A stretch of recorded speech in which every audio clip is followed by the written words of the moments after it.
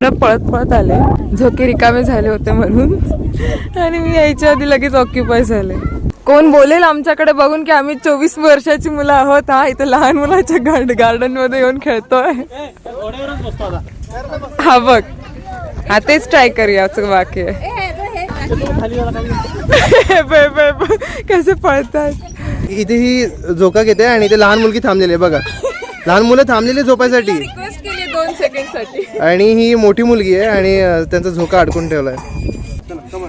तिच्याकडून ढकललं तरी जाईल काय?